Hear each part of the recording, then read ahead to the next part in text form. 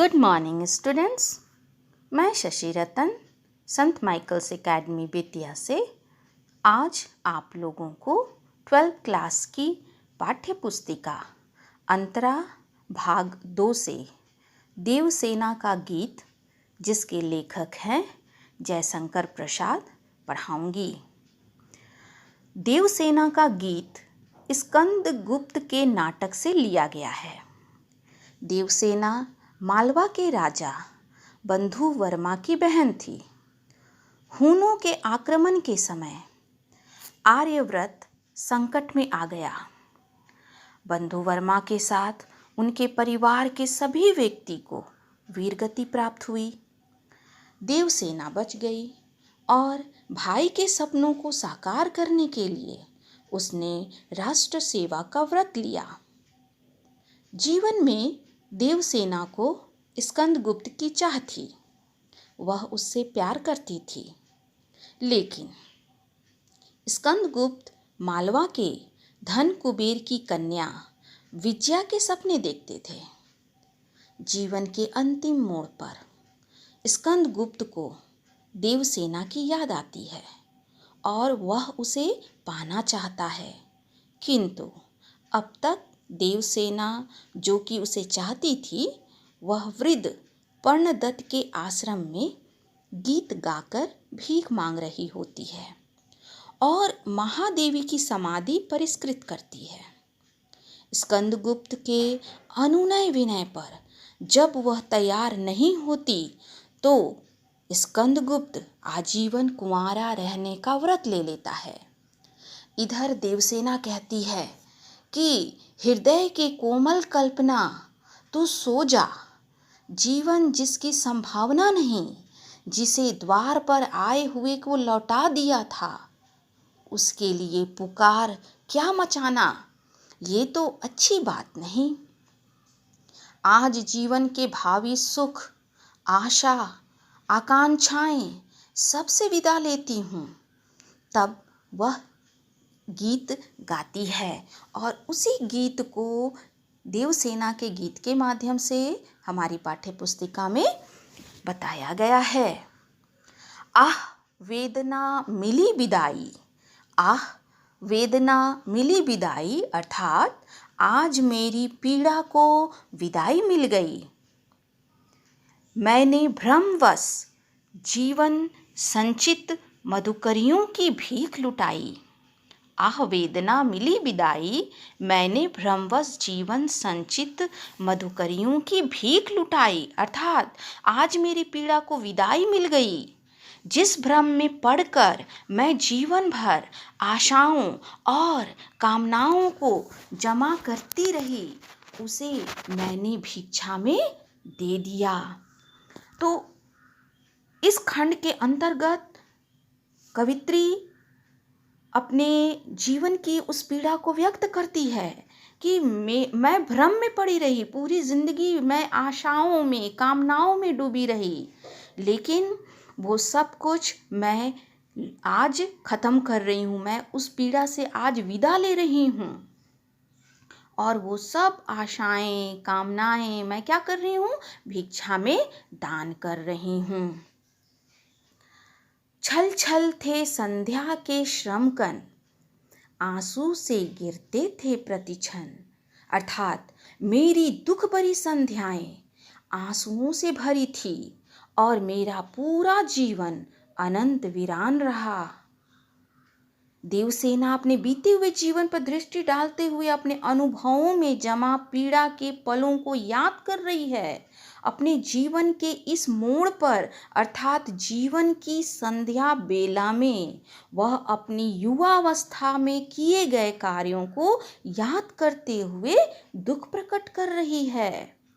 मेरी यात्रा पर लेती थी निर्वता अनंत अंगड़ाई, अर्थात अपनी यौवनावस्था के लिए, अपनी जवानी के किए गए क्रियाकलापों को वह भ्रमवश अर्थात गलती से किए गए कार्यों की श्रेणी में रखकर उस समय की गई नादानियों पर पछतावा कर रही है, जिसके कारण उसकी आंखों में अश्रुधारा बह निकली है। यहाँ पर देवसेना के इस पंक्ति के माध्यम से काव्य सौंदर्य कवि ने इतना सुंदर तरीके से प्रकट किया है। उस काव्य सौंदर्य को मैं आपको बताना चाहूँगी कि कवि सहज सरल शब्दों में देवसेना के जीवन की दुख भरी कहानी को कहता है, जिसमें वह अपने हृदय की कोमल कल्पनाओं को समाप्त करते हुए उन सभी बातों को अलविदा कह रही है जिनके पूरे होने की कोई संभावना नहीं है, जिनके कारण उसका पूरा जीवन अंतहीन वीरानियों में कटा। कवि के काव्य सौंदर्य के साथ इस कविता में भाव की भी सुंदरता है। भाव सौंदर्य क्या है इस काव्य में? यहाँ कवि देवसेना के वेदना भाव को स्पष्ट करते हुए बता रहा है कि मालवा के राजा बंधु वर्मा की बहन अपनी चाहत स्कंदगुप्त को पाने और उसकी प्रतीक्षा में अपना पूरा जीवन आंसुओं में काट देती है, और अंत में जब स्कंदगुप्त उसके पास आता भी है तो वह उसे लौटा देती है। जीवन संध्या की बेला में आकर देवसेना अपने इसी वेदना में एहसास को मन से निकाल फेंकते हुए अपनी युवा अवस्था की नादानियों को, भ्रमवश की गई गलतियां कहकर अपनी पीड़ा का भाव प्रकट करता है। इसी तरह हम दूसरे खंड में भी देखेंगे कि कवि ने दूसरे खंड के अंतर्गत क्या बातें कही हैं। कवि देवसेना के जीवन की विडंबना को उसी के स्वर में बता रहा है कि स्वयं को बचाने की कोशिशों के बावजूद वह अपने जीवन की सारी पूंजी गंवा बैठी है, और यही उसकी पीड़ा का कारण भी है। श्रमित स्वप्न की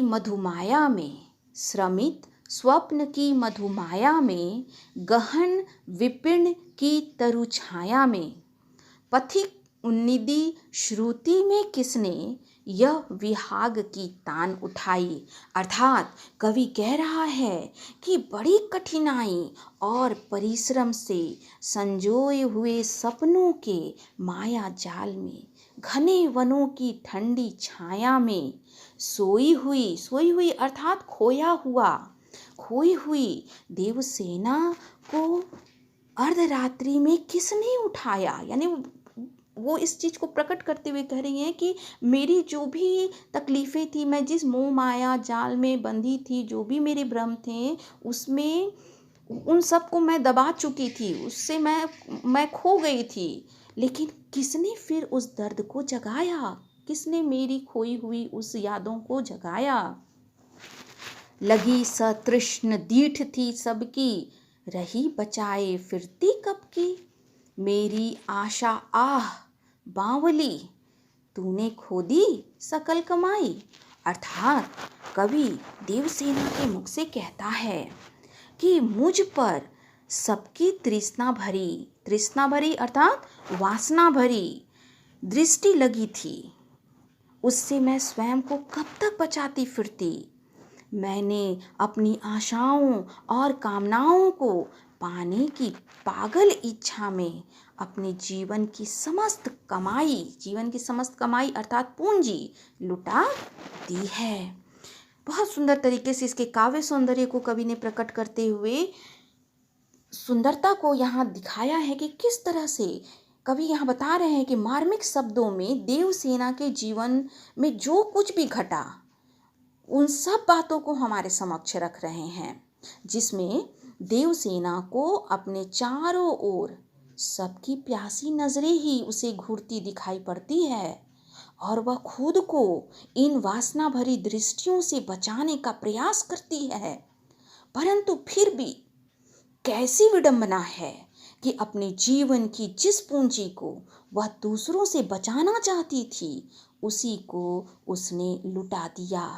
अपनी जीवन भर की कमाई को वह नहीं बचा सकी। यही उसकी वेदना है, यही उसका दुख है। इस काव्य सौंदर्य के साथ इसकी भाव की सुंदरता को कवि ने यहाँ किस माध्यम से रखा है। इसमें भाव में भी सुंदरता है, क्योंकि कवि देवसेना के मन में चलते अंतर्द्वंद्व, जो उसके अंदर क्या अंतर्द्वंद्व है, उसके जीवन ने उसके साथ जो क्रूर मजाक किया और उसकी वेदना का भाव स्पष्ट कर रहा है, जहाँ वह अपने बीते हुए यौवन काल की बातों को याद करते हुए अपनी जीवन भर की कमाई लूट जाने पर दुखी हो रही है। तो कवि बहुत सुंदर तरीके से देवसेना के हृदय की पीड़ा भावना को, उसके अंदर की मार्मिकता को हमारे समक्ष चित्रित किया है। कवि वेदना के पलों में मनुष्य और प्रकृति के संबंधों को भी व्यक्त कर रहा है। तीसरे खंड के अंतर्गत हम देखेंगे कि चढ़कर मेरे जीवन रथ पर, चढ़कर मेरे जीवन रथ पर, प्रलय चल रहा अपने पथ पर, मैंने निज दुर्बल पद बल पर उससे हारी होड़ लगाई। अर्थात इस काव्य में बहुत सुंदर तरीके से जीवन रथ पर प्रलय के सवार होने की बात कहते हुए वो बताते हैं कि प्रलय से हार निश्चित होने के बावजूद भी देवसेना इससे लड़ती है। कवि देवसेना के मुख से कह रहा है कि मेरे रथ रूपी जीवन पर चढ़कर प्रलय भी अपना मार्ग तय करता रहा। मैंने अपने कमजोर कदमों की ताकत पर दौड़ते हुए प्रलय से हारी हुई बाजी लगाई। देवसेना दुनिया से कहती है, मेरी करुणा हाहाकार कर रही है, लौटा लो यह अपनी थाती, मेरी करुणा हा हा खाती, विश्व ना संभलेगी यह मुझसे, इससे मन की लाज गंवाई। अर्थात देवसेना अपनी परंपराओं की पूंजी को संसार से लौटा लेने को कहती है, क्योंकि इसी के कारण उसकी करुणा हाहाकार मचा रही है और इसके कारण उसने अपने मन का सम्मान खोया है। बहुत सुंदर इसका भाव बताते हुए कवि कह रहे हैं कि कवि देवसेना के जीवन में आए प्रलयकारी झंझावतों से उसके संघर्ष करने और हारने की निश्चितता के बावजूद उससे लोहा लेते रहने के साहसपूर्ण भाव को स्पष्ट कर रहा है। लेकिन अंत में देवसेना इस संघर्ष से मुक्ति पाना चाहती है, जिसके कारण उसे अपना सब कुछ गंवाना पड़ा है। तो इस खंड के अंतर्गत हम लोगों ने देखा कि कवि ने जीवन रथ पर शिल्प सौंदर्य के माध्यम से उन्होंने बहुत ही मर्मस्पर्शी शब्दों में देवसेना के जीवन में आए प्रलय से उसके हारे हुए संघर्ष का चित्रण प्रस्तुत किया है। यहाँ पर कवि खड़ी बोली में तत्सम और तद्भव शब्दों का सुंदर समन्वय किया है, जैसे कि है जीवन रथ। जीवन रथ अर्थात रथ रूपी जीवन, इसमें रूपक अलंकार भी है और गीतात्मकता स्पष्ट की गई है, गीतों के माध्यम से इसको स्पष्ट किया गया है। और इन सब काव्यों में जो कठिन शब्द आए हैं, जैसे कि वेदना, वेदना का अर्थ होता है दुख, कष्ट या पीड़ा। संचित, संचित शब्द का अर्थ होता है एकत्रित। मधुकरियों, मधुकरियों का अर्थ होता है भिक्षा या रोटियां, यानी भिक्षा देना, रोटियां दे देना। निर्वता, निर्वता का अर्थ होता है खामोशी। अनंत, अनंत का अर्थ होता है अंतहीन, न रुकने वाली। श्रमित, श्रमित का अर्थ होता है परिश्रम करके थका हुआ। और यहाँ एक शब्द आया है गहन, गहन मतलब सघन, बहुत अंदर में बहुत सारा ज़्यादा मात्रा में वो पीड़ा है, सघन। विपिन का अर्थ होता है जंगल या वन भी हम कह सकते हैं। पथिक, पथिक का अर्थ होता है यात्री। उन्निधि, उन्निधि का अर्थ होता है नींद से भरी हुई। श्रुति, श्रुति का अर्थ होता है सुनने की क्रिया, जिसे हम सुनते हैं। विहाग, विहाग का अर्थ इसमें बताया गया है कि अर्धरात्रि में गाया जाने वाला राग, अर्धरात्रि में गाया जाने वाला राग क्या कहलाता है? विहाग कहलाता है। तान का अर्थ हो गया स्वर लहरी। सतृष्ण, सतृष्ण का अर्थ होता है अभिलाषा। दीठ, दीठ एक शब्द आया है। दीठ शब्द का अर्थ होता है दृष्टि। और सकल, शकल तो हम सब जानते ही हैं, समस्त। होड़, होड़ का अर्थ होता है स्पर्धा।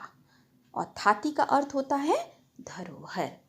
तो इस तरह से कवि ने यहाँ पर बहुत सुंदर तरीके से देवसेना के गीत के माध्यम से हमें समझाने का प्रयास किया है कि देवसेना मालवा के राजा बंधु वर्मा की बहन थी और वह स्कंदगुप्त से प्रेम करती थी। स्कंदगुप्त जब उसका भाई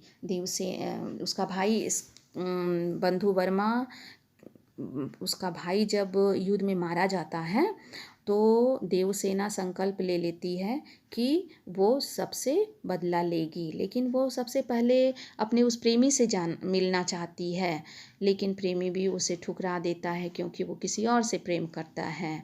इस कारण ये बहुत निराश हो जाती है। लेकिन जीवन के अंतिम क्षण में वो वापस आता है, स्कंदगुप्त वापस आता है और उससे अपने प्रेम का इजहार करता है, लेकिन बहुत देर हो चुकी होती है। उस वक्त, उस समय देवसेना स्कंदगुप्त को ठुकरा देती है और उसके बाद उसके अंदर की वो जो बहुत कष्ट थे, बहुत इच्छा थी उस स्कंदगुप्त के प्रेम को पाने की, वो सब क्या हुई थी कि इस अंतिम मेला में फिर जागृत हो गई थी। जैसे स्कंदगुप्त आए और अंतिम समय में उससे विवाह करना चाहते थे और देवसेना ने उसे ठुकरा दिया था। तो इस तरह से देवसेना बहुत व्यथित थी और व्यथित होकर उन्होंने यहाँ ये कविता हमारे समक्ष रखी।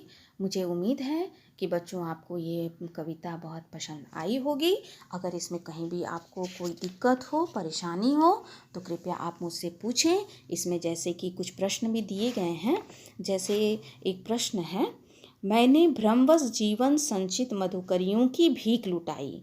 इन पंक्तियों का भाव स्पष्ट करना है। तो मैंने आपको बताया भी है।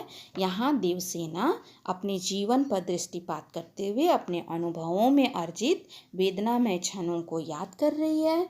अपने जीवन की संध्या बेला में वह अपने यौवन काल के क्रियाकलापों को याद कर रही है तथा उसे भ्रमवश किए गए कर्मों की श्रेणी में भी रखती है। उस समय की गई नादानियों के पश्चाताप स्वरूप देवसेना की आंखों से आंसू की धारा बह निकलती है। तो ये इसका भाव सौंदर्य भी है। दूसरे प्रश्न में इस कविता का दूसरा प्रश्न है, कवि ने आशा को बावली क्यों कहा है? तो इसका उत्तर है, यहाँ कवि ने आशा की बावली इसलिए कहा है क्योंकि देवसेना अपने आसपास की प्यासी निगाहों से स्वयं को बचाने की कोशिश करने के बावजूद अपने जीवन की सारी पूंजी, सारी कमाई लुटा बैठती है। यही उसकी वेदना है और यही उसकी विडंबना भी है। तो मुझे उम्मीद है कि आपको देवसेना का यह गीत कविता समझ में आई होगी। अब मैं इस काव्य को अंत करती हूँ और आगे के लिए कार्नेलिया का गीत पाठ लेकर मैं आऊँगी। इसमें भी ये जयशंकर प्रसाद का ही लिखा हुआ है कार्नेलिया का गीत, जो इसके बाद वाले वीडियो में मैं आपके समक्ष रखूँगी। धन्यवाद।